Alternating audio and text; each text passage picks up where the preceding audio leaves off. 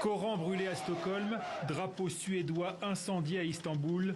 Entre la Suède et la Turquie, le temps de la diplomatie est révolu. Nous l'avons dit dès le début. Vous laissez les organisations terroristes se déchaîner dans vos avenues, dans vos rues, partout.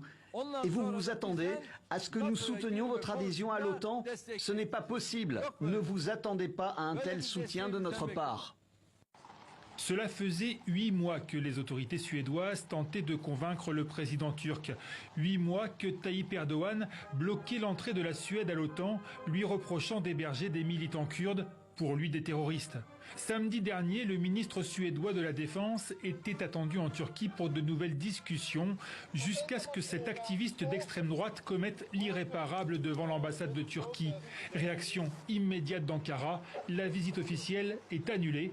Quelques heures plus tard, plusieurs centaines de Suédois et de militants pro-kurdes défilent au cri d'Erdogan fasciste. Erdogan, fasciste! Dans la soirée, une foule en colère se réunit à Istanbul devant le consulat de Suède.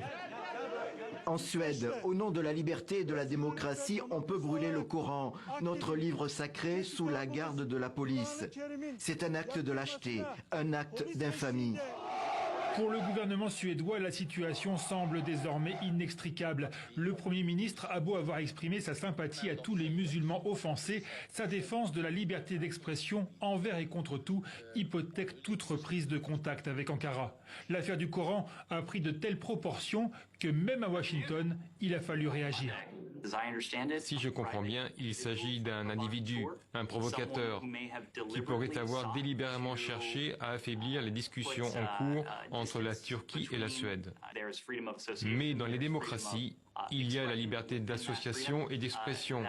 Elle donne aux individus le droit d'entreprendre des actions qui peuvent être irrespectueuses et répugnantes.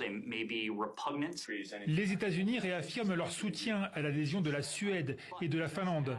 Arriveront-ils à convaincre Recep Tayyip Erdogan de lever son veto? Même la Finlande, par la voix de son ministre des Affaires étrangères, semble s'être résignée à rejoindre l'OTAN sans son voisin suédois.